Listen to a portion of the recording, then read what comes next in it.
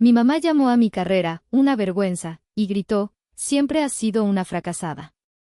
Mi papá y hermano aplaudieron. Pero semanas después, todos se callaron cuando el escándalo estalló. Si aún no estás suscrito al canal, haz clic en el botón de suscripción y activa la campanita para no perderte ninguna de nuestras historias. Tu apoyo significa todo para nosotros. Si esta historia te parece interesante, déjale un like. También me encantaría saber de qué ciudad eres, déjanos el nombre de tu ciudad en los comentarios. Ahora, empecemos con la historia. El aire en la mansión de mis padres en Las Lomas olía a pino importado, a pavo horneado y a una opresiva sensación de perfección forzada.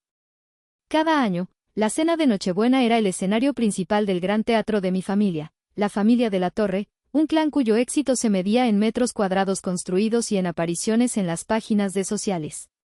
Yo, Ximena, era la nota discordante en su sinfonía de opulencia, la mancha en su impecable reputación. La mesa de caoba para 20 personas brillaba bajo la luz de un candelabro de cristal que parecía llorar diamantes. Solo estábamos los 4. Mi padre, Arturo, en la cabecera, con su impecable traje hecho a medida, irradiando el poder silencioso del hombre que había construido un imperio inmobiliario desde cero. Frente a él, mi madre, Elena, una estatua de elegancia con un collar de perlas que probablemente costaba más que mi apartamento entero. Y a mi lado, mi hermano, Bruno, el heredero, el niño de oro, con una sonrisa de suficiencia que nunca abandonaba su rostro. A sus 35 años, ya era el director ejecutivo del Imperio de la Torre. Yo, con mis 32 años, un vestido sencillo y las manos de una mujer que teclea más de lo que se hace la manicura, era la oveja negra. La periodista de investigación. O como a ellos les gustaba llamarlo, la blogger. Un brindis, anunció mi padre, levantando su copa de vino, un tinto tan caro que probablemente tenía su propio árbol genealógico. Por el cierre del contrato de Paraíso Escondido. 500 millones de pesos para empezar. El resort más exclusivo de toda la Riviera Maya. Por el futuro, exclamó Bruno, chocando su copa con la de mi padre. Su sonrisa se ensanchó. Y por la gente que sabe cómo construirlo, no solo cómo criticarlo. El comentario, tan afilado como un cuchillo, flotó sobre la mesa y aterrizó directamente frente a mí. Fingí no haberlo oído, concentrándome en cortar un trozo de pavo que no tenía intención de comerme. El nudo familiar en mi estómago ya estaba haciendo su aparición anual. Fue mi madre quien decidió apretar ese nudo. Dejó su copa con una delicadeza calculada y se giró hacia mí, su sonrisa tan brillante y fría como el hielo. «Y tú, Ximena, cariño», dijo, su voz lo suficientemente alta para que resonara en todo el comedor. «¿Cómo va ese jueguito tuyo de escribir en internet? ¿Ya tienes a alguien que te lea, además de tu tío Javier?» Sentí la sangre subir a mis mejillas. Se llama periodismo de investigación, mamá. Y sí, tengo una audiencia leal. Se llama La Verdad Desnuda. Bruno soltó una carcajada, un sonido gutural y despectivo. La Verdad Desnuda, qué dramático. Mamá, se le llama periodismo ciudadano. Es un término elegante para decir que se dedica a husmear en la vida de los demás por unos cuantos pesos. Probablemente para pagar la renta. Mientras no nos cause problemas a la familia, puede jugar a lo que quiera, terció mi padre, sin siquiera mirarme, como si mi existencia fuera un asunto menor que apenas merecía su atención. Toda la ciudad, Ximena, toda la ciudad me pregunta por ti, continuó mi madre, su voz adquiriendo un tono de mártir. En el club, en las galas benéficas. ¿Y tu hija, a qué se dedica? ¿Qué se supone que les diga? Que mi hija vive en un departamento de mala muerte y escribe chismes en internet, no sé dónde esconder la cara cuando lo digo. No son chismes, respondí, mi voz más firme de lo que me sentía. Expongo verdades que gente como ustedes prefiere ocultar. Esa fue la chispa que encendió el fuego. La máscara de elegancia de mi madre se resquebrajó. Golpeó la mesa con la copa, el vino tinto salpicando el mantel blanco como gotas de sangre. ¿Verdades?, siseó, sus ojos echando chispas. ¿Quieres oír una verdad? La verdad es que tu hermano está construyendo un imperio, asegurando el legado de esta familia por generaciones. La verdad es que vivimos en un mundo donde el éxito se ve, se toca, se cuenta en millones de pesos. Y la verdad, Ximena, es que tú vives en una fantasía, en un rincón miserable de la ciudad, escribiendo basura que a nadie le importa, eres una vergüenza. Se puso de pie, su cuerpo temblando de una furia contenida que finalmente se desbordaba. Me señaló con un dedo tembloroso, su voz subiendo hasta convertirse en un grito que hizo vibrar los cristales del candelabro. Siempre has sido una fracasada, una fracasada. El silencio que siguió fue ensordecedor. Y entonces, lo rompieron. Mi padre y mi hermano. Empezaron a aplaudir. Lenta, sarcásticamente. Bravo, Elena, bravo, dijo mi padre, con una media sonrisa. Alguien tenía que decírselo. Me levanté. No había lágrimas en mis ojos. En su lugar, había un frío glacial, una calma aterradora que nunca antes había sentido. Miré a los tres, a sus rostros satisfechos, a su cruel unidad. Luego, fijé mis ojos en Bruno. Felicidades por el nuevo proyecto, dije, mi voz extrañamente serena. Espero que hayan revisado bien los permisos medioambientales. Me di la vuelta y caminé hacia la salida, sin prisa. Cada paso era deliberado, un punto final en el capítulo de mi vida que había intentado desesperadamente mantener abierto. Dejé atrás el olor a pino y a pavó, la luz de los diamantes de cristal, y el eco de la palabra que usarían para definirme. Fracasada. Mientras cerraba la pesada puerta de roble, supe que no había vuelta atrás. Acababan de darme la única verdad que importaba, yo no tenía familia. Y eso, extrañamente, me hacía libre. El viaje de regreso a mi apartamento en la colonia Roma se sintió como un túnel a través del tiempo. Las luces navideñas de la Ciudad de México se desenfocaban a través de un velo que no era de lágrimas, sino de una rabia helada. Mi viejo coche, que tantas veces había sido motivo de burla para ellos, se sentía como un santuario, un espacio donde podía respirar sin el peso de su desprecio. En la radio, un villancico alegre sonaba como una burla. La apagué. El silencio era mejor compañía. Mientras conducía, mi mente abrió las puertas de mi museo personal, una galería sombría donde coleccionaba los momentos de mi devaluación. Cada recuerdo era un objeto en exhibición, perfectamente conservado en el ámbar de la humillación. El primer objeto era mi birrete y mi toga de graduación. Me vi a mí misma, con 22 años, la primera de mi generación en la carrera de periodismo, con mención honorífica. Estaba de pie entre la multitud de graduados, buscando desesperadamente en las gradas un rostro familiar. El de mi madre. Bruno y mi padre habían ido, se sentaron en la primera fila, pero se fueron tan pronto como mi nombre fue anunciado, alegando una reunión impostergable. Mi madre ni siquiera se presentó. Más tarde, por teléfono, su voz sonaba distante, casi aburrida. Ay, mija, lo siento tanto. Surgió una gala benéfica de último minuto para los niños de la sierra, era importantísimo que estuviera ahí. Ya sabes, por la imagen de la constructora. Pero te mando un beso enorme, estoy muy orgullosa. Orgullosa. La palabra sonó hueca, un eco en un teléfono que colgó demasiado rápido. Fui a celebrar con mi tío Javier, el único que me llevó a cenar y brindó por mi futuro con un brillo genuino en los ojos. El siguiente pasillo del museo albergaba un pequeño trofeo de acrílico. Mi primer premio de periodismo local. Lo había ganado por un reportaje sobre una red de restaurantes que usaban carne en mal estado. Tenía 26 años y sentía que por fin estaba haciendo una diferencia. Llamé a mi madre, emocionada, con el trofeo en la mano. Hubo una pausa al otro lado de la línea. Qué lindo, Ximena. Qué tierno, dijo finalmente. Y dime, ¿el premio en efectivo te alcanza para pagar la renta de este mes o sigue sin ser suficiente? Sentí como la alegría se drenaba de mi cuerpo, dejando un residuo amargo de insignificancia. El trofeo terminó en la parte trasera de un cajón.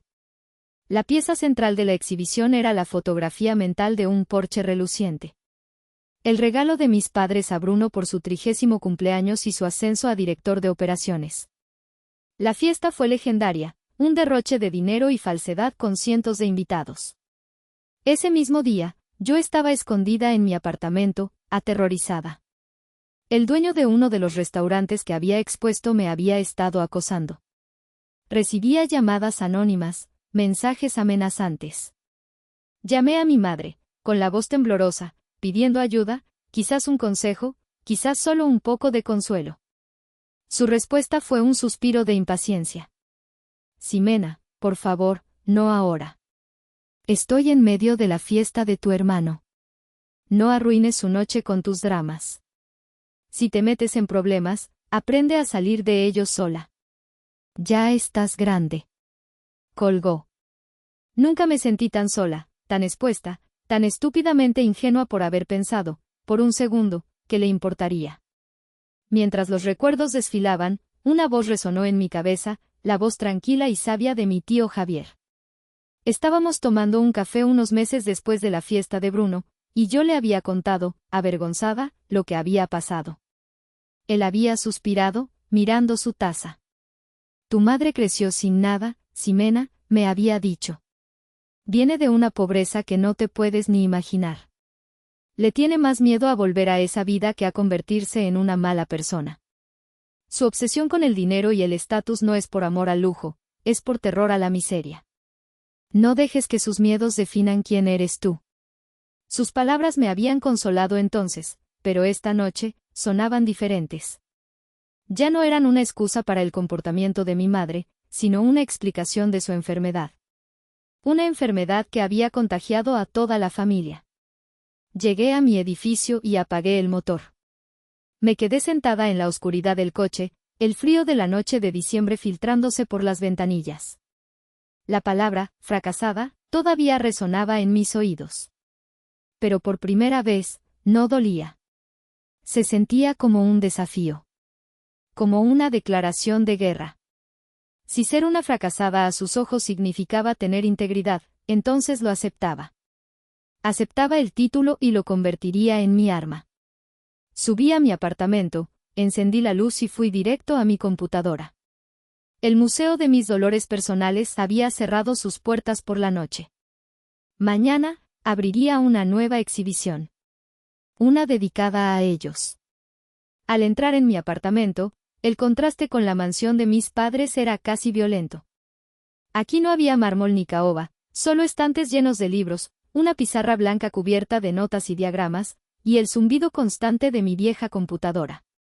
Era mi santuario, mi cuartel general, el único lugar donde no era la hija fracasada de Arturo de la Torre, sino simplemente Ximena, la periodista. Me quité el vestido y me puse unos jeans y una sudadera, un uniforme mucho más adecuado para la batalla que se avecinaba. Me serví un vaso de agua, intentando calmar el temblor de mis manos. La adrenalina de la confrontación comenzaba a desvanecerse, dejando paso a un vacío helado. La soledad de la noche de Nochebuena era palpable. A través de mi ventana, podía ver las luces de otros apartamentos, familias reunidas, risas y calor. Para mí, la familia se había evaporado en una sola noche. Me senté frente a la computadora, sin un plan claro, solo con una necesidad ardiente de canalizar mi furia en algo productivo. Fue entonces cuando vi la notificación. Un correo electrónico con el asunto, ayuda urgente, Pueblo Caína. Mi corazón dio un vuelco. Caína, el pequeño pueblo maya cerca de Tulum, el mismo que llevaba semanas investigando de forma intermitente. Lo abrí. El remitente era una mujer llamada Isabel, una de las ancianas de la comunidad con la que había hablado por teléfono un par de veces. El mensaje era breve y desesperado. Señorita Ximena, tiene que ayudarnos. Está empeorando. Le envío esto. Por favor, mírelo. Están matando el cenote sagrado. Están matando a nuestros hijos. Adjunto había un archivo de video. Hice clic. La imagen era temblorosa, grabada con un teléfono viejo. Mostraba la entrada al cenote del pueblo, un lugar que yo había visto en fotos antiguas como un ojo de agua cristalina y azul turquesa, rodeado de vegetación exuberante. Lo que vi en el video era una pesadilla. El agua era de un color marrón turbio, con una capa de espuma grasienta flotando en la superficie. Un olor nauseabundo era casi perceptible a través de la pantalla. La voz de la señora Isabel narraba, quebrada por el llanto. Este era nuestro lugar sagrado. Aquí hemos hecho nuestras ceremonias por siglos. Aquí nadaban nuestros niños. La cámara giró bruscamente y enfocó a un niño pequeño, de unos 5 años, en los brazos de su madre. Su cuerpo estaba cubierto de un sarpullido rojo y purulento. Tenía fiebre, sus ojos estaban vidriosos. Este es mi nieto, Mateo. Como él, hay una docena más. Los doctores del pueblo no saben qué es. Solo saben que empezó cuando el agua cambió. Empezó cuando la gran constructora de la ciudad comenzó a trabajar día y noche en el cerro. Mi sangre se congeló. La gran constructora de la ciudad. Paraíso escondido. El proyecto de 500 millones de pesos de mi padre. El video terminó. Me quedé mirando la pantalla en negro, el reflejo de mi propio rostro pálido devolviéndome la mirada. La sutil advertencia que le había lanzado a Bruno. Espero que hayan revisado bien los permisos medioambientales, ya no era sutil. Era una profecía. En ese momento, la humillación personal, el dolor de ser llamada, fracasada, todo eso se encogió hasta volverse insignificante. Esto ya no se trataba de mí. Se trataba de Mateo, de la señora Isabel, de un pueblo entero siendo envenenado en nombre del lujo y la codicia. Se trataba de un crimen. Y los criminales compartían mi apellido. Sobre mi escritorio, en un pequeño marco digital, todavía tenía una foto. Una de las pocas que conservaba. Era de una Navidad de hacía 10 años. Los 4 sonriendo a la cámara. Una sonrisa forzada, lo sabía ahora. Una mentira bien vestida. Por un instante, una punzada de dolor me atravesó. El fantasma de la familia que deseaba tener.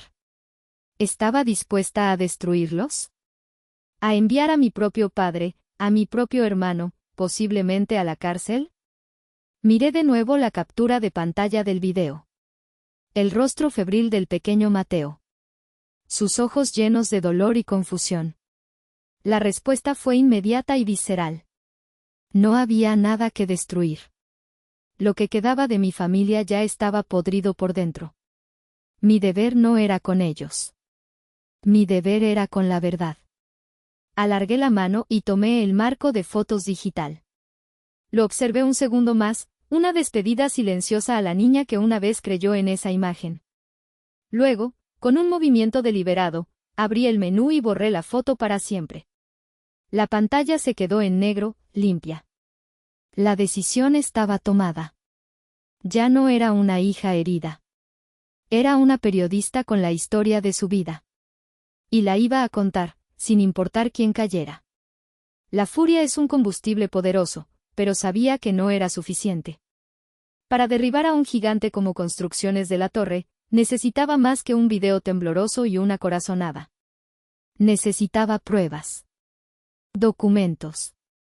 Un arma que pudiera atravesar su armadura de abogados caros y conexiones políticas. Y solo había una persona que podría tenerla. Miguel. El nombre apareció en mi mente como un faro en la niebla. Miguel era el antiguo contador jefe de la empresa de mi padre. Un hombre gris, meticuloso y absolutamente íntegro. Lo despidieron 2 años atrás. La razón oficial fue reestructuración. La razón real, como me confesó el tío Javier en su momento, fue que Miguel empezó a hacer demasiadas preguntas sobre ciertas inversiones creativas en paraísos fiscales. Mi padre no toleraba la curiosidad. Encontrar a Miguel no fue fácil. Había desaparecido del radar profesional. Finalmente, a través de un viejo contacto de la universidad que trabajaba en el registro público, conseguí una dirección en una zona modesta de la ciudad. Al día siguiente, con el sol de la mañana proyectando largas sombras sobre la ciudad, me encontré frente a la puerta de un pequeño apartamento. El hombre que abrió era una versión más delgada y cansada del Miguel que recordaba. Sus ojos, antes agudos y analíticos, ahora estaban nublados por la cautela y el miedo. Ximena de la Torre, dijo, su voz apenas un susurro. El reconocimiento y la sorpresa luchaban en su rostro. ¿Qué haces aquí? Necesito su ayuda, Miguel, dije, yendo directo al grano. Sé cómo lo trataron. Sé por qué lo despidieron. Su rostro se cerró. No sé de qué hablas. Estoy retirado. Quiero que me dejen en paz. Intentó cerrar la puerta, pero puse mi pie para detenerlo. No se trata de venganza, le dije, mi voz urgente pero controlada. Se trata de un pueblo en Quintana Roo.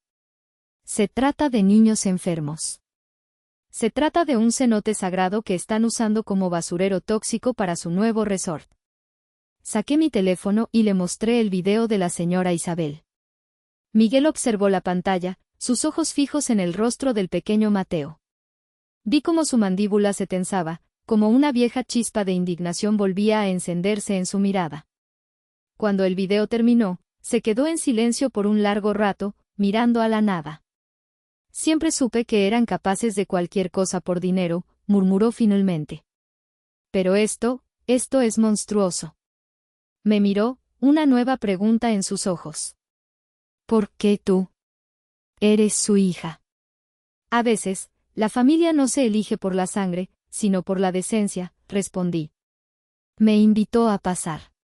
Su apartamento era pequeño, ordenado, lleno de libros de contabilidad y novelas de misterio.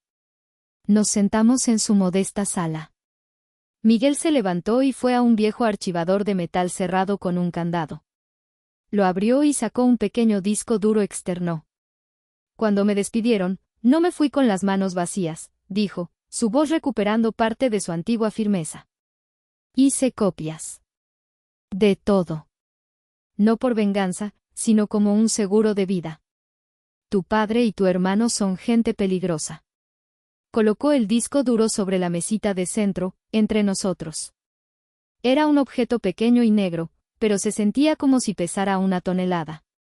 Tenía miedo, confesó, mirándome directamente a los ojos. Todavía lo tengo. Pero tengo nietos, Ximena. Y ver a ese niño. Su voz se quebró. Nadie merece eso. ¿Qué hay aquí?, pregunté, señalando el disco. La caja de Pandora, respondió con una sonrisa amarga. Transacciones, facturas falsas, sobornos a inspectores medioambientales, informes de impacto ambiental fraudulentos, todo. Tu padre es un genio para crear empresas fantasma. Busca una llamada, Sol Caribe Inversiones. Es su cloaca principal. Ahí es donde lavan el dinero sucio y pagan los favores. Si puedes conectar esa empresa con el desastre de Tulum, los tienes. Tomé el disco duro, mis dedos temblando ligeramente. Miguel, se está arriesgando mucho. El riesgo es no hacer nada, dijo. Pero tienes que prometerme una cosa. Mi nombre no puede aparecer por ningún lado. Tengo una familia que proteger. Tiene mi palabra, aseguré, guardando el disco en mi bolso como si fuera un tesoro. El mundo sabrá la verdad, pero nadie sabrá que vino de usted. Mientras me iba, Miguel me detuvo en la puerta. Ximena, dijo, su voz seria. Ten cuidado. No subestimes de lo que son capaces. No se detendrán ante nada para proteger su imperio. Asentí, la advertencia resonando en mis oídos. Mientras caminaba de regreso a mi coche, el miedo era una corriente eléctrica bajo mi piel. Pero por encima del miedo, había una nueva sensación, poder. El poder de la verdad. Acababa de obtener la llave, y estaba a punto de abrir la caja de Pandora y desatar todos los demonios que mi familia había mantenido encerrados. Las siguientes 48 horas fueron un descenso a la madriguera del conejo. Mi apartamento se convirtió en una cueva iluminada únicamente por el resplandor de mi monitor. El mundo exterior dejó de existir. Solo existían los archivos encriptados del disco duro de Miguel, un laberinto digital de codicia y corrupción. Café, insomnio y una creciente sensación de horror se convirtieron en mi única compañía. Con la ayuda de un software que mi tío Javier, un aficionado a la ciberseguridad, me había recomendado, logré desencriptar los archivos. Lo que encontré fue peor de lo que había imaginado. No era solo negligencia, era un plan deliberado, sistemático y despiadado. Facturas infladas por eliminación de residuos de construcción, que en realidad eran pagos a empresas fantasma. Informes de impacto ambiental que describían un paraíso ecológico virgen, firmados por biólogos que, según una búsqueda rápida, no existían. Y correos electrónicos. Cientos de correos electrónicos entre mi padre, Bruno y un ejército de abogados, discutiendo cómo gestionar y neutralizar a los líderes de la comunidad local que se oponían al proyecto. Seguí el consejo de Miguel y me enfoqué en Sol Caribe Inversiones. Era el nexo de todo. La empresa estaba registrada en las Islas Caimán, un fantasma legal diseñado para ser intocable. Pero Miguel tenía razón, era su cloaca. Desde ahí se pagaban los sobornos a los funcionarios locales, se contrataban a los matones para intimidar a los aldeanos y se financiaba la maquinaria de relaciones públicas que vendía al mundo la imagen de Construcciones de la Torre como una empresa verde y socialmente responsable. Pasé horas rastreando los nombres de los directores de Sol Caribe Inversiones. Eran testaferros, nombres falsos, identidades fabricadas. Estaba a punto de rendirme, de chocar contra una pared de ladrillos legal, cuando noté algo. Uno de los documentos de fundación, enterrado en una subcarpeta, era una copia de mala calidad, un archivo escaneado de los registros originales de las Islas Caimán. La mayoría de los nombres eran ilegibles, pero uno, en la lista de accionistas fundadores, estaba extrañamente claro. Elena Vargas. El aire abandonó mis pulmones. Vargas. El apellido de soltera de mi madre. Me recliné en mi silla, el corazón latiendo con fuerza contra mis costillas. No podía ser. Mi madre era superficial, vanidosa, cruel a su manera. Pero, ¿una criminal? ¿Parte activa de la conspiración? Siempre la había visto como una cómplice pasiva, una mujer que disfrutaba de los frutos del imperio sin preguntar cómo se cultivaban. Pero esto era diferente. Esto era participación directa.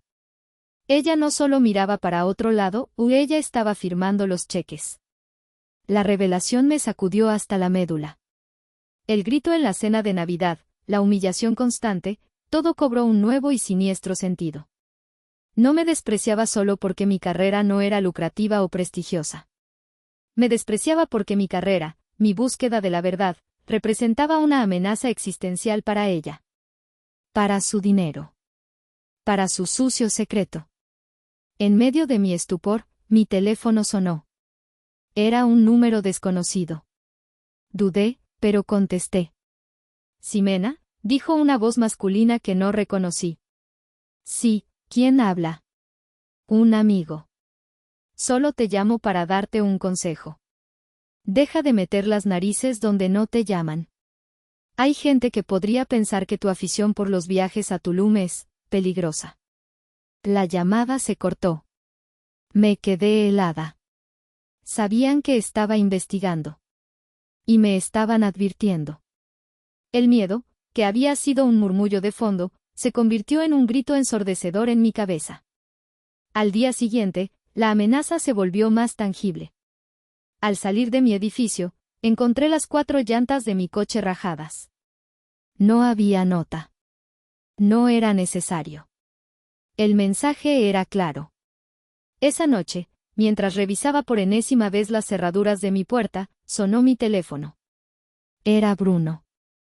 «Hermanita», dijo, su voz falsamente jovial. Solo llamaba para saludar. Me enteré de que tuviste un problema con tu coche. ¡Qué mala suerte! La ciudad está tan peligrosa últimamente. Deberías tener más cuidado. Sobre todo con los lugares a los que vas y las personas con las que hablas. La amenaza ya no era velada. Era una promesa. Colgué sin responder. Estaba temblando, no solo de miedo, sino de una rabia pura y cristalina. Habían cruzado una línea. Pensaron que podían intimidarme, asustarme hasta el silencio. No se dieron cuenta de que acababan de cometer el peor error de sus vidas. No me habían asustado. Me habían dado la pieza final que necesitaba, la confirmación de que tenía razón. Y ahora, no solo iba a exponer un crimen corporativo. Iba a exponer a los monstruos que se hacían llamar mi familia. La llanta rajada y la llamada de Bruno fueron un bautismo de fuego. El miedo era real, un sabor metálico en mi boca, pero también lo era mi resolución. Me di cuenta de que no podía seguir sola. Esto había escalado de una investigación periodística a una guerra contra un cartel familiar que no dudaría en usar tácticas mafiosas. Necesitaba aliados. Y sabía exactamente a quién llamar. Mi tío Javier vivía en un antiguo edificio en Coyoacán, rodeado de libros, arte y el aroma a café recién hecho. Su apartamento era el antítesis de la mansión de mis padres, un refugio de intelecto y calidez. Cuando le conté todo, sentado en su sala, no se sorprendió. Escuchó en silencio, su rostro volviéndose más sombrío con cada palabra, especialmente cuando mencioné el nombre de mi madre en los documentos de Sol Caribe Inversiones. Siempre supe que el dinero la había envenenado, dijo finalmente, pasándose una mano por el cabello canoso. Pero nunca pensé que se hundiría tanto. Arturo y Bruno son tiburones, siempre lo han sido. Pero Elena, ella era mi cuñada. Duele. Tengo miedo, tío, confesé, la primera vez que lo admitía en voz alta. Me están amenazando. Javier se levantó y me sirvió una taza de café. El miedo es una reacción lógica, Ximena. Significa que entiendes a lo que te enfrentas. El valor no es la ausencia de miedo, es actuar a pesar de él. Y tú eres la persona más valiente que conozco. Sus palabras fueron como un bálsamo. No puedes luchar contra ellos en su terreno, continuó, sentándose de nuevo. Necesitas al gobierno de tu lado. Necesitas a alguien con poder real, alguien que no pueda ser comprado o intimidado. Hizo una pausa, pensativo. Hay un hombre. David Herrera. Es subdirector en la Profepa, la Procuraduría Federal de Protección al Ambiente. Es un viejo amigo de la universidad, uno de los pocos idealistas que quedan en el sistema. Lleva años intentando atrapar a tu padre por otros proyectos, pero Arturo siempre ha sido demasiado listo, demasiado bien conectado. Herrera necesita un caso sólido, una prueba irrefutable que no pueda ser enterrada por sus superiores. ¿Crees que me escuche? Le diré que lo haga. Le diré que la sobrina a la que adoro tiene en sus manos la dinamita que él ha estado buscando toda su vida. La reunión con David Herrera fue en un pequeño café anónimo en la colonia Doctores, un lugar donde nadie buscaría a un alto funcionario del gobierno. Herrera era un hombre de unos 50 años, con la mirada cansada de quien ha luchado demasiadas batallas perdidas, pero con una postura erguida que hablaba de una integridad inquebrantable. Al principio, se mostró escéptico. Otra denuncia, otra historia de terror medioambiental. Había visto docenas. Pero cuando puse el disco duro de Miguel sobre la mesa y empecé a mostrarle los archivos en mi laptop, su expresión cambió. El cansancio en sus ojos fue reemplazado por una intensidad depredadora. Le mostré las facturas, los informes falsificados, los correos electrónicos. Pero la pieza clave, el momento en que supe que lo tenía, fue cuando le mostré el documento de fundación de Sol Caribe Inversiones con el nombre de Elena Vargas. Herrera se inclinó hacia adelante, sus ojos entrecerrados. Elena Vargas, repitió en voz baja. La gran filántropa. La esposa impecable. La dama de la alta sociedad. Una sonrisa lenta y peligrosa se dibujó en su rostro. Esto no es solo un caso de corrupción corporativa. Esto es un escándalo de primera plana. Con un nombre como el de ella involucrado, no podrán enterrarlo. Es demasiado grande, demasiado jugoso. Me miró, su escepticismo completamente desaparecido, reemplazado por un respeto a regañadientes. Señorita de la Torre, su tío tenía razón. Usted no solo tiene dinamita. Tiene una bomba nuclear. Durante la siguiente hora, trazamos un plan.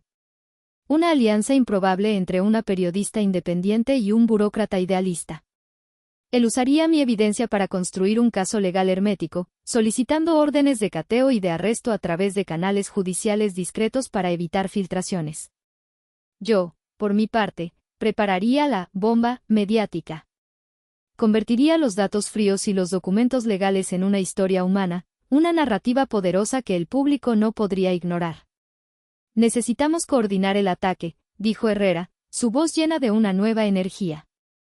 El golpe legal y el golpe mediático deben ocurrir exactamente al mismo tiempo. No podemos darles tiempo para reaccionar, para destruir pruebas o para huir del país.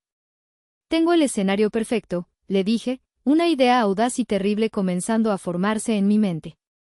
Mi madre está organizando su gala benéfica anual en 2 meses. El evento más importante de la alta sociedad de la ciudad. Se llama Corazón Maya. Herrera levantó una ceja, captando la ironía al instante. Corazón Maya, repitió, saboreando las palabras. ¡Qué poético! El lugar perfecto para arrancarle el corazón a su imperio. Al salir del café, ya no sentía miedo. Sentía el peso de la responsabilidad, pero también una claridad absoluta. Ya no estaba sola. Tenía un ejército de un solo hombre a mi lado. Y juntos, íbamos a la guerra. Los 2 meses siguientes fueron los más largos y electrizantes de mi vida. Viví una doble existencia. De día, mantenía un perfil bajo, publicando artículos menores en mi blog sobre temas no relacionados, dando la impresión de que había retrocedido, de que las amenazas de Bruno habían funcionado. Pero de noche, mi apartamento se transformaba en la sala de guerra de una operación encubierta. David Herrera y yo nos comunicábamos a través de correos electrónicos encriptados y llamadas desde teléfonos de prepago. Él me mantenía al tanto de su progreso, los jueces que estaba contactando, las órdenes que se estaban preparando, el equipo de agentes federales de confianza que estaba reuniendo. Cada paso era un riesgo, una posible filtración que podría arruinarlo todo. Mientras tanto, yo me sumergí en la historia. Viajé de nuevo a Caína, esta vez con un equipo de cámara profesional que pagué con mis ahorros. Entrevisté a la señora Isabel, a otras familias afectadas. Grabé el testimonio de un ex trabajador de la construcción que, bajo condición de anonimato, describió cómo se les ordenaba verter barriles de productos químicos en agujeros cavados en la selva durante la noche. Contraté a un laboratorio independiente para que analizara muestras del agua del cenote. Los resultados fueron escalofriantes, niveles de plomo, mercurio y otros carcinógenos cientos de veces por encima de los límites de seguridad. Tejí todas estas pruebas en un documental de 15 minutos. Era conciso, implacable y devastador. No era solo un reportaje, era un acta de acusación. Paralelamente, escribí el artículo más largo y detallado de mi carrera, un exposé de 10.000 palabras con cada documento, cada transacción y cada nombre. La verdad desnuda, nunca había estado tan cerca de cumplir la promesa de su nombre. La fecha de la gala, Corazón Maya, se acercaba, marcada en mi calendario con un círculo rojo. Sería en el salón de baile del hotel más lujoso de la Ciudad de México. La cúspide de la hipocresía. Mi madre aparecía en revistas, sonriendo, hablando de su compromiso para preservar la cultura y el medio ambiente de nuestros pueblos originarios. Cada foto, cada entrevista, era como echarle gasolina al fuego de mi determinación. Una semana antes del evento, llegó el obstáculo que había previsto, la entrada. No estaba en la lista de invitados. Llamé a mi tío Javier. Tío, es hora, le dije. Necesito entrar a la gala. Hubo un largo silencio al otro lado de la línea. Pude sentir su conflicto, la lealtad familiar luchando contra la justicia. Ximena, esto los destruirá para siempre. A todos, ¿estás segura? Completamente, respondí, mi voz sin un ápice de duda. Ellos tomaron sus decisiones. Ahora yo tengo que tomar la mía. Otro silencio. Luego, un suspiro. Te veré 1 hora antes del evento en el café de la esquina del hotel, dijo. Tengo una invitación a mi nombre. Nunca voy a esas cosas. Elena solo me invita por compromiso. Este año, haré una excepción y te la daré a ti. Es hora de que alguien limpie el desorden de esta familia, y parece que esa persona eres tú. El día de la gala, el aire de la ciudad parecía cargado de electricidad. Pasé la mañana enviando el documental y el artículo, bajo embargo, a los principales medios de comunicación nacionales e internacionales, el New York Times, The Guardian, Proceso, Reforma. La instrucción era clara: publicar a las 9 de la noche, hora del centro de México. Ni un segundo antes. A las 7 de la tarde, me encontré con mi tío. Estaba pálido, pero su mirada era firme. Me entregó el sobre con la invitación. Una vez que cruces esa puerta, nada volverá a ser igual, me dijo. Lo sé, respondí. Estoy orgulloso de ti, mija. Tu abuelo, mi padre, él era un hombre honesto. Estaría orgulloso también. Nos abrazamos, un abrazo que contenía años de afecto no dicho y el peso de lo que estaba por venir. Me cambié en el baño de un restaurante cercano. Elegí un vestido negro, sencillo pero elegante. Quería que me vieran, pero no quería distraer. Quería que me recordaran como la periodista, no como la hija. A las 8:45 de la noche, entré al salón de baile. El lugar rebosaba de la élite de México. Políticos, empresarios, celebridades. Todos sonriendo, bebiendo champán, ajenos a la tormenta que estaba a punto de desatarse. Vi a mi familia. Mi padre, riendo con un senador. Bruno, coqueteando con la hija de un magnate. Y mi madre, Elena, en el centro de todo, la reina de su corte, resplandeciente en un vestido de diseñador, saludando a todos con una gracia consumada. Encontré un lugar discreto cerca de la parte de atrás, junto al técnico de sonido y las pantallas gigantes que mostraban el logo de Corazón Maya. Mi corazón martilleaba contra mi pecho. Saqué mi teléfono. Tenía un mensaje de David Herrera. Todos los equipos en posición. Esperando tu señal. Miré el escenario. Mi madre estaba subiendo para dar su discurso principal. Las luces bajaron. Un foco la iluminó. El salón quedó en silencio. Eran las 8:59 de la noche. Mi madre sonrió a la multitud, una sonrisa practicada de $1.000.000. Buenas noches y bienvenidos a todos, comenzó. Gracias por unirse a nosotros esta noche para celebrar y proteger la invaluable herencia del pueblo maya. Saqué mi teléfono y envié un solo mensaje a un contacto en la cabina de proyección, un periodista amigo que se había hecho pasar por técnico. Ahora. En el instante en que mi madre pronunció las palabras, pueblo maya, su mundo comenzó a desmoronarse. Primero fue un murmullo, casi imperceptible. El sonido de docenas de teléfonos vibrando simultáneamente sobre las mesas. Un zumbido colectivo que rompió el silencio reverente del salón. Vi cabezas inclinarse, ojos iluminados por el resplandor de las pantallas. Las expresiones de curiosidad se transformaron en jadeos de asombro, luego en miradas de incredulidad. En el escenario, Elena titubeó. Frunció el ceño, molesta por la interrupción. Intentó continuar. Una cultura rica que debemos preservar. Pero ya era demasiado tarde. El caos había sido sembrado. Y entonces, la pantalla gigante detrás de ella, que mostraba el idílico logo de Corazón Maya, parpadeó. Una vez. 2 veces.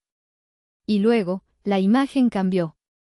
El rostro de mi madre, sonriente y perfectamente maquillado, fue reemplazado por otro, el de la señora Isabel, anciana, con arrugas profundas como surcos en la tierra, y lágrimas corriendo por sus mejillas.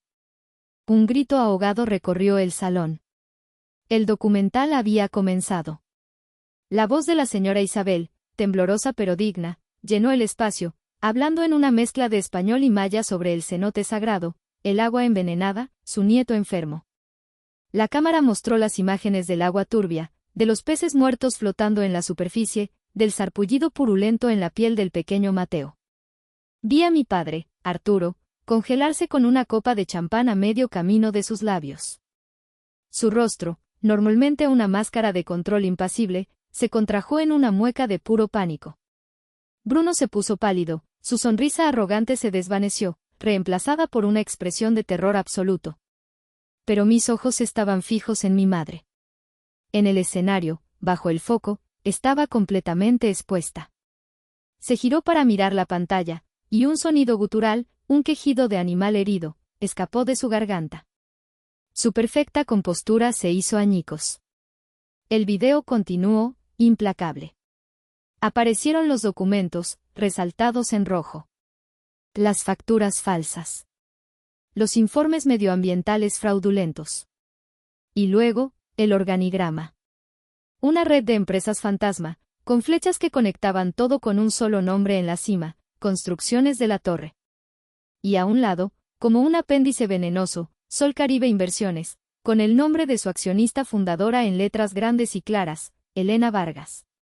El murmullo en el salón se convirtió en un rugido. La gente se ponía de pie, señalando, susurrando. La hipocresía era tan monumental, tan descarada, que era casi surrealista. La mujer que pedía dinero para salvar a los mayas era la misma que los estaba envenenando. Fue en ese momento que decidí moverme. Salí de las sombras y caminé lentamente por el pasillo central, hacia el escenario. La multitud se apartó a mi paso, como el mar abriéndose. Todos los ojos estaban sobre mí. Me reconocieron. La hija. La fracasada. La que ahora sostenía el detonador. No dije una palabra. Simplemente caminé hasta detenerme justo debajo del escenario, y levanté la vista hacia mi madre. Nuestros ojos se encontraron a través de la distancia. En su mirada no vi arrepentimiento. Vi odio. Un odio puro, sin diluir, dirigido enteramente hacia mí. La hija que se había atrevido a exponerla. El documental terminó. La pantalla se quedó en negro. El silencio que siguió fue más pesado que cualquier ruido. Y entonces, una voz resonó desde el fondo del salón. Era un hombre alto, de aspecto extranjero. Lo reconocí de las fotos. Era el corresponsal en México de The Guardian. Se había levantado de su mesa y ahora hablaba con una voz clara y cortante que no necesitaba micrófono. Señora de la Torre, dijo, y cada palabra fue como un martillazo. ¿Tiene algún comentario sobre las acusaciones de que su fundación benéfica es, de hecho, una fachada para lavar el dinero obtenido de la destrucción sistemática de las mismas comunidades que usted afirma proteger? La pregunta, tan precisa, tan letal, colgó en el aire. Ya no era un asunto familiar. Ya no era un chisme de la alta sociedad. Era una noticia internacional. Era un escándalo global. Elena abrió la boca para responder, pero ningún sonido salió. Se tambaleó, buscando apoyo en el podio. Su rostro, bajo las luces, era el de una mujer que había visto su propio obituario. Y mientras las cámaras de los teléfonos se alzaban como un bosque de luciérnagas para capturar su caída, las puertas principales del salón de baile se abrieron de golpe. Y por ellas, entraron hombres y mujeres con chalecos que decían, Profepa, y, Policía Federal. David Herrera iba al frente. Sostenía una orden judicial en su mano. Y caminaba directamente hacia mi padre. La tormenta había llegado. El caos que siguió fue una sinfonía de justicia. Los invitados, antes cómplices silenciosos del lujo de mi familia, ahora eran un mar de espectadores horrorizados, grabando cada segundo con sus teléfonos. Los flashes de las cámaras de los periodistas que se colaban en el salón eran como relámpagos iluminando las ruinas de un imperio. Vi a David Herrera acercarse a mi padre. Le mostró la orden judicial. No hubo gritos, no hubo resistencia. Arturo de la Torre, el hombre que movía los hilos de la ciudad, simplemente se encogió. El poder lo abandonó en un instante, dejándolo como un anciano pálido y asustado en un traje caro. 2 agentes federales lo tomaron de los brazos y lo escoltaron hacia la salida, su paseo de la vergüenza, inmortalizado por cientos de cámaras. Bruno intentó huir. Lo vi moverse sigilosamente hacia una salida lateral, pero fue interceptado por otros 2 agentes. A diferencia de mi padre, él sí luchó. Gritó, insultó, amenazó. No saben con quién se están metiendo, mi padre es. La frase quedó inconclusa mientras lo sometían y se lo llevaban, su arrogancia finalmente rota. Mi madre seguía en el escenario, una figura trágica y patética. Se había deslizado hasta el suelo, su vestido de diseñador arrugado a su alrededor. No lloraba. Solo miraba a la nada, sus ojos vacíos, desconectada de la realidad de su propia destrucción. Una agente se le acercó con delicadeza. No la arrestaron esa noche, pero la humillación pública fue, para ella, un castigo peor que cualquier celda. En medio del tumulto, busqué a mi tío Javier.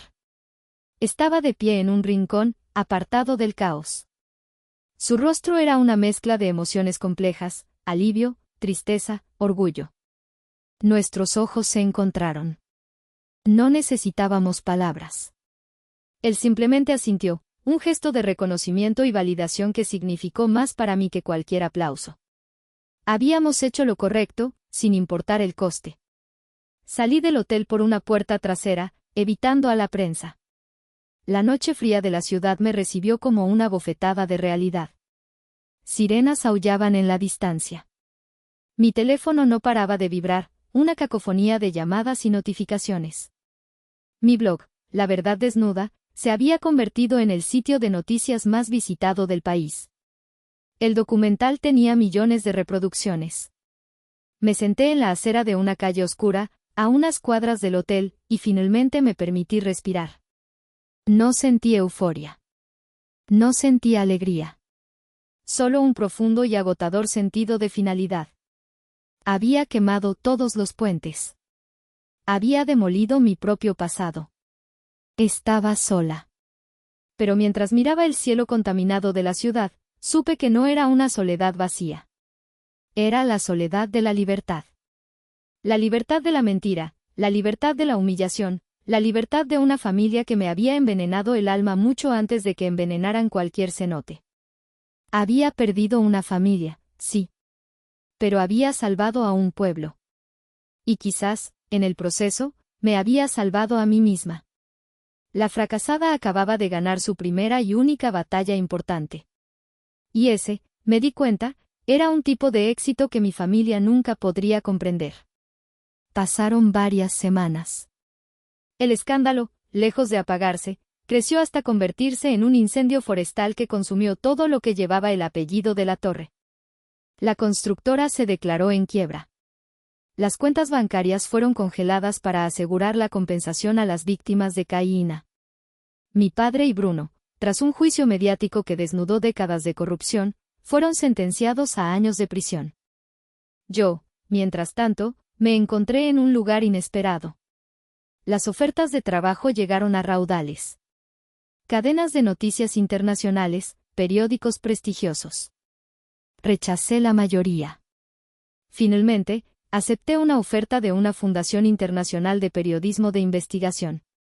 Me dieron fondos, un equipo y total independencia para seguir haciendo lo que hacía, pero a una escala mayor. Mi pequeño blog se convirtió en una plataforma de noticias reconocida. Una tarde, mientras estaba en mi nueva oficina, una habitación luminosa con vistas a la ciudad, sonó mi teléfono. Era un número desconocido, pero supe de inmediato quién era. Hola, dije. Me destruiste. La voz de Elena era un susurro rasposo, despojado de toda su antigua melodía. Era la voz de la ruina. Lo perdimos todo. Tu padre podría morir en la cárcel. ¿Estás feliz ahora? ¿Ganaste, Ximena? Me recliné en mi silla, mirando el horizonte de la ciudad. El odio en su voz era tan palpable que casi podía tocarlo. Esto nunca fue una competencia, mamá, respondí con calma. No me llames así, gritó. Perdiste ese derecho cuando nos traicionaste. Cuando se lo contaste todo al mundo, nuestros asuntos privados. Envenenar el agua de un pueblo no es un asunto privado, es un crimen. Y yo soy periodista. Es mi trabajo.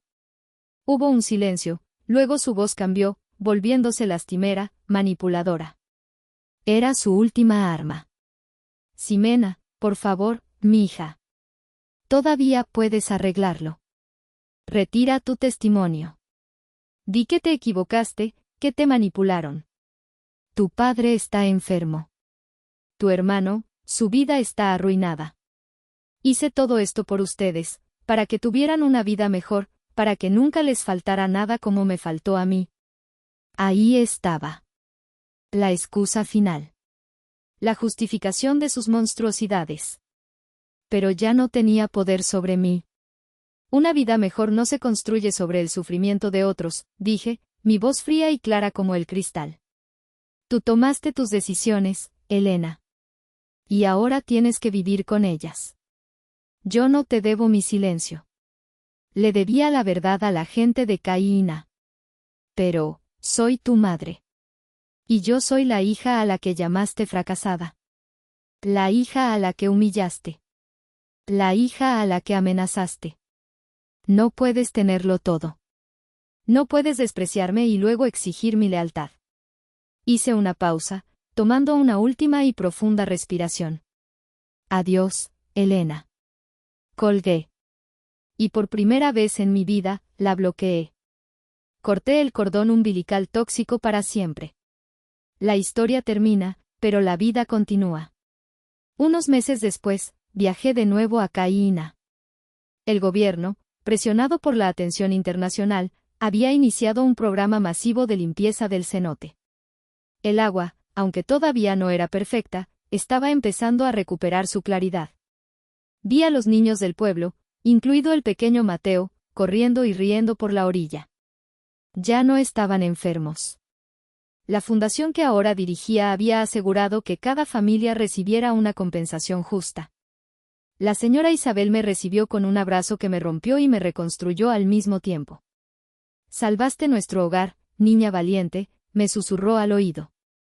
Nos devolviste el agua. Nos devolviste la vida. Mientras estaba allí, de pie junto al cenote que sanaba, mi teléfono vibró. Era un nuevo correo electrónico. Un nuevo chivatazo.